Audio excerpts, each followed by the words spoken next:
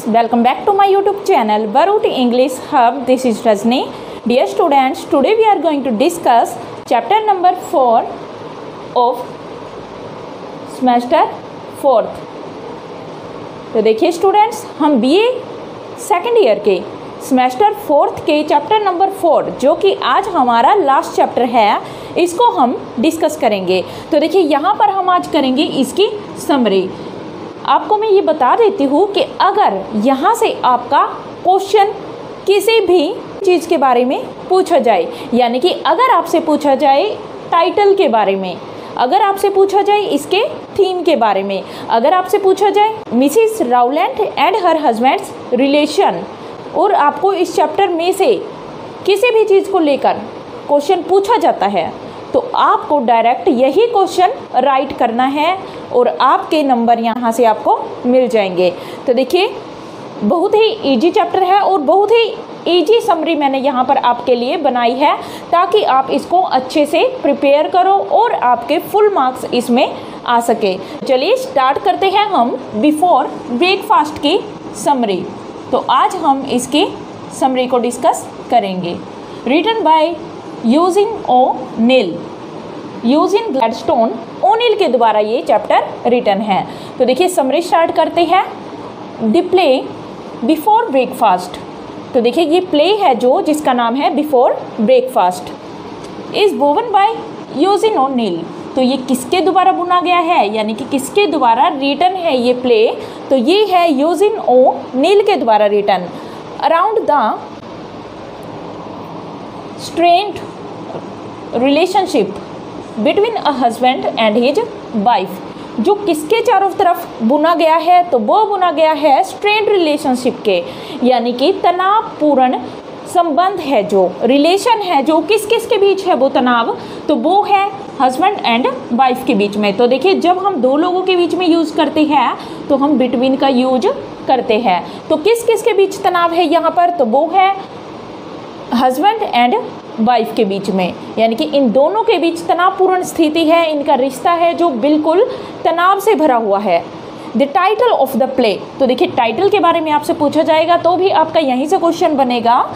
तो देखिए इस प्ले का जो टाइटल है refers to the time of action in the play, तो ये किसकी तरफ संकेत करता है, किसकी तरफ इशारा करता है, तो ये किसकी तरफ करता है, टाइम की तरफ। बिफोर ब्रेकफास्ट इसका जो टाइटल है वो संकेत करता है, रेफर करता है, किसकी तरफ करता है, तो वो करता है टाइम की तरफ। अब टाइम कौन सा है, बिफोर ब्रेकफास्ट का टाइम है of action in the play, यानी कि टाइम के एक्शन पर, कि जो ये एक्शन है यानी कि पूरा प्ले है जो किस टाइम पर चल रहा है, तो किस टाइम पर ये प्ले चल रहा है, तो वो है बिफोर ब्रेकफास्ट, यानी कि सुबह के नाश्ते से पहले का टाइम है ये। इसी टाइम में पूरा प्ले हमारा चलता है और टाइम भी आपको मैं बता देती हूँ, तो वो है लगभग हाफ पास 8 का, हाफ पास 8, यानी कि लगभग 8:30 बजे का टाइम है जब ये प्ले हमारा पूरा का पूरा चलता है एक ही टाइम पर। At the situation prevailing at the time, और जो कुछ यहाँ पर सिचुएशन बन रही है तो वो सारी सिचुएशन किस टाइम पर बनती है, बिफोर ब्रेकफास्ट, ब्रेकफास्ट से पहले। The play is in the form of a monodrama, तो देखिए जो ये हमारा प्ले है, अगर इसकी फॉर्म भी आपसे पूछ ली जाए कि इस फॉर्म में लिखा गया है, तो वो है मोनोड्रामा की फॉर्म में, यानी कि इसकी शैली कैसी है, इसका प्रकार क्या है, तो वो है मोनोड्रामा। तो मोनोड्रामा क्या होता है, which means a dramatic piece for one performer. तो देखिए एक मोनोड्रामा क्या होता है, जो एक ही करैक्टर की परफॉर्मेंस पर चलता है, यानी कि पूरे प्ले के अंदर सिर्फ सिंगल करैक्टर होगा और उसी का ही मोनोलॉग यहाँ पर चलेगा, यानी कि एक करैक्टर ही अपनी सारी बातें यहाँ पर बताएगा, अपनी लाइफ के बारे में बताएगा, अपने घर परिवार जो कुछ उससे रिलेटेड है वो सब कुछ अपनी लाइफ के बारे में, अपने इमोशंस के बारे में यहाँ पर एक सिंगल करैक्टर ही बताएगा। तो उसी को हम कहते हैं मोनोड्रामा, यानी कि इसी के लाइफ पर सारा प्ले हमारा चलता है सिर्फ एक ही परफॉर्मर को लेकर, यानी परफॉर्म करने वाला कौन होगा, सिर्फ एक ही एक्टर होगा स्टेज पर। Here the only performer is Mrs Rowland. और देखिए इस प्ले के अंदर जो इकलौती परफॉर्मर है, यानी कि एकमात्र जो यहाँ पर परफॉर्मर है, परफॉर्म करने वाली एक्टर है, वो कौन है स्टेज पर, वो है मिसिज राउलैंड। मिसिज राउलैंड ही यहाँ पर परफॉर्मर है, इकलौती परफॉर्मर है, और इसी के लाइफ से रिलेटेड पूरा प्ले यहाँ पर बताया गया है। She is from a poor family. तो ये क्या है, एक गरीब परिवार से संबंध रखती है। Her father was only a grocer. और इसके जो फादर है वो क्या थे, एक ग्रोसर थे। यानी कि ये एक गरीब फैमिली से क्यों है, क्योंकि इसके पिता मात्र एक ग्रोसर थे, यानी कि छोटे से पंसारी का काम करने वाले दुकानदार थे। But a very honest person. पर इसके पिताजी एक बहुत ही ऑनेस्ट व्यक्ति थे, ठीक मिसिज राउलैंड की तरह ही इसके पिता थे। Her husband name is Alfred. और उसके पति का नाम है Alfred, who is a son of a millionaire. जो किसका बेटा है, एक लखपति का बेटा है। And studied at the Harvard university. और कहाँ पर स्टडी की है इसने, हार्वर्ड यूनिवर्सिटी में। यानी कि इसके पिता लखपति थे, पर इनकी एक क्वालिटी बता देती हूँ मैं, बहुत अच्छी क्वालिटी है, ये डिसऑनेस्ट पर्सन थे, यानी कि बेईमान व्यक्ति थे ये। यानी कि इनके पिता एक बेईमान व्यक्ति थे। और देखिए इनका बेटा भी कैसा है, उनके ही गुणों वाला है, उनसे भी घटिया क्वालिटीज़ है उसमें। Mrs Rowland does the hard job of seeing all day in a stuffy room. अब देखिए जो ये मिसिज राउलैंड है, ये क्या करती है, ये काम क्या करती है, तो बहुत ही हार्ड जॉब करती है, ये बहुत ही कठिन परिश्रम वाली इसकी जॉब है। ऑफ सीइंग, वो क्या जॉब करती है, सारा दिन कपड़े सिलने का काम करती है। तो देखिए कपड़े सिलने का काम वैसे इतनी मेहनत वाला नहीं होता, पर यहाँ पर क्यों है, because she does her job all day in a stuffy room. क्योंकि वो गंदगी भरे कमरे में सारा दिन बैठकर कपड़े सिलने की जॉब अपनी करती है, तो इसलिए इसका काम बहुत ही कठिन परिश्रम का है। Even when she is not physically so well, यहाँ तक कि जब उसकी तबीयत पूरी तरह से ठीक नहीं होती, यानी कि बिल्कुल भी ठीक नहीं होती, तब भी वो ये हार्ड जॉब करती है, सारा दिन कपड़े सिलने का काम करती है एक गंदगी भरे रूम में बैठकर। थ्रू हर लॉन्ग स्पीच। अब देखिए जो ये मिसिज राउलैंड है, जो हमारी इकलौती परफॉर्मर है, ये क्या करती है, she pouts out the agony of her heart. वो अपने हार्ट की एगनी को पर्स आउट करती है, यानी कि अपने दिल में जो भी उसके दुख उसके दिल में भरे हुए हैं, वो उन सभी को उड़ेलती है, बहाती है। कैसे, अपनी स्पीच के थ्रू, यानी कि वो बोलती जाती है और अपने दुखों को बयान करती जाती है। Her husband Alfred spends all his time loafing with his worthless artist friends. तो देखिए क्या होता है, जो इसके हस्बैंड है जिसका नाम है एल्फ्रेड, ये अपना पूरा का पूरा दिन कहाँ बिताता है, आवारागर्दी में। लोफ्टिंग मीन्स आवारागर्दी में। लोफर से आप इस वर्ड को याद कर सकते हो, लोफर से बना लोफिंग। तो आवारागर्दी में ये अपना सारा टाइम बिताता है। With his worthless artist friends, और अपने बेकार से कलाकार मित्रों के साथ। तो देखिए इसके फ्रेंड्स हैं जो सभी कलाकार हैं, पोइट्स हैं, फिर भी वे सारे के सारे कैसे हैं, इसके जैसे ही आवारागर्दी करने में समय अपना बिताते हैं। तो इनके साथ ही ये अपना सारा दिन व्यतीत करता है। He spends his nights at bar rooms in drinking. और वो अपनी रातें कहाँ पर बिताता है, तो वो बिताता है बार रूम्स में, यानी कि शराब खाने में ही वो अपनी सारी रातें बिताता है, सराय में जाकर। और कैसे, ड्रिंक करते हुए, यानी कि सारी रात वो क्या करता है, ड्रिंकिंग करता है। He never cares to find any job and lives on the earnings of his wife. और देखिए वो क्या करता है, ना ही तो कोई जॉब करता, आवारागर्दी करता है सारा दिन और सारी रात वो ड्रिंकिंग करता है, शराब पीता है।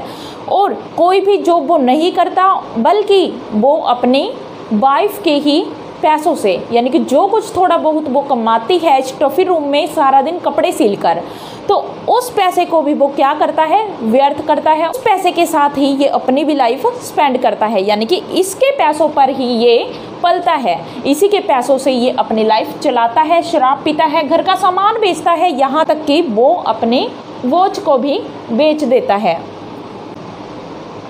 He never cares to find any job, और उसे कोई परवाह नहीं है कि उसे कोई जॉब पानी है, और अपने वाइफ के पैसों पर ही वो गुजारा करता है, खुद का भी। राउलैंड कम्स टू नो, अब राउलैंड को पता चलता है about her husband's extra marital affairs, और देखिए जब मिसिस राउलैंड को पता चलता है किसके बारे में, अपने पति के एक्स्ट्रा मैरिटल अफेयर्स के बारे में, यानी कि उसके शादी के बाद भी जो अफेयर है उनके बारे में जब मिसिस राउलैंड को पता चलता है थ्रू अ लेटर, किसके थ्रू पता चलता है, एक लेटर के थ्रू पता चलता है, विच शी फाइंड्स फ्रॉम, जो वो कहाँ से पाती है, फ्रॉम हिज पॉकेट, जो वो उसके पॉकेट से पाती है। अब देखिए नेक्स्ट स्लाइड में, अब देखिए she finds that her husband has extra marital affairs, अब वो क्या पाती है कि उसके हस्बैंड के एक्स्ट्रा मैरिटल, यानी कि शादी के बाद भी अफेयर्स है, किसके साथ, विद अ गर्ल, एक लड़की के साथ, नेम्ड हेलन, और जिसका नाम क्या है, हेलेन उसका नेम है। हर हस्बैंड हैज़ इम्प्रेग्नेटेड हर, और उसके हस्बैंड ने उसको प्रेग्नेंट कर दिया है, and she is soon expecting a baby, और जल्दी ही उसका एक बेबी भी होने वाला है। Mrs Rowland is sick of him, अब मिसिस राउलैंड है जो बिल्कुल तंग आ चुकी है उससे, but doesn't want to leave him, पर फिर भी वो अपने पति को छोड़ना नहीं चाहती है। And go back to her poor parents, और वो वापस नहीं जाना चाहती अपने पुअर पेरेंट्स के पास, क्योंकि वो उन पर बोझ नहीं बनना चाहती। After all she is a self respecting women, क्योंकि सब चीज़ों के बाद अगर देखा जाए तो वो एक सेल्फ रिस्पेक्टिंग वूमेन है। देखिए उसका हस्बैंड है जो इतनी शराब पीता है और कुछ काम नहीं करता है, पर फिर भी वो पैसा कमाने के लिए कुछ भी गलत नहीं करती है, वो सारा दिन कपड़े सिलने का काम करती है और अपनी सेल्फ रिस्पेक्ट को वो बना कर रखती है। देखिए वो एक सेल्फ रिस्पेक्टिंग वुमेन है, इसलिए वो वापस शादी के बाद अपने पेरेंट्स के घर में बोझ बनने के लिए नहीं जाना चाहती। Her relation with her husband is strange mixture of love and hate, तो देखिए उसके हस्बैंड के साथ जो उसके रिलेशन है, यानी कि उसके पति के और उसके जो संबंध है वो बहुत ही अजीब से है, अजीब सा मिक्सचर है, यानी कि मिले जुले से है। किस चीज़ का मिक्सचर है उनका रिलेशन, तो वो है लव एंड हेट का, यानी कि उनके रिश्ते में प्यार भी है और नफरत भी है। She hates her husband for his bad habits, तो देखिए वो अपने हस्बैंड से हेट करती है, किस कारण से करती है, उसकी बुराइयों की वजह से, उसकी गलत हैबिट्स की वजह से, क्योंकि वो इतनी शराब पीता है और दूसरी लड़की के साथ उसके अफेयर है, शादी के बाद भी वो अपनी पत्नी की केयर नहीं करता, ना कोई जॉब करता, उसको खुश रखने की कभी कोशिश नहीं करता, बल्कि वो और भी ज़्यादा उसे दुखी रखता है। तो इन बातों से वो बहुत ज़्यादा तंग है। Yet she loves him for he is after all her husband, पर फिर भी वो उससे प्यार करती है, किस चीज़ के लिए, क्योंकि कुछ भी हो वो उसका पति है, वो उसके साथ शादी करके उसके घर में आई है, तो इसलिए वो इन सभी चीज़ों को सहन करती है। तो देखिए वो अपने पति को कभी भी मरने की बद्दुआ नहीं देती, बल्कि उसको समझाने की भी कोशिश करती है कि आज वो जाए और काम ढूंढने की कोशिश करे। बेशक से वो उसे थोड़ा सुनाती है, पर फिर भी वो अपने पति को मरने की बद्दुआ नहीं देती है। At the end of the play, अब देखिए जब प्ले खत्म होता है, she runs away shrieking madly into the outer hall, तो देखिए जब प्ले ख़त्म होता है तो एंडिंग में क्या होता है, वो चिल्लाते हुए, पागलों की तरह चिल्लाते हुए आउटर होल की तरफ भागती है, यानी बाहर का जो होल है उसकी तरफ भागती है वो दौड़ती हुई, चिल्लाती है, पूरे घर में चिल्लाती हुई घूमती है वो।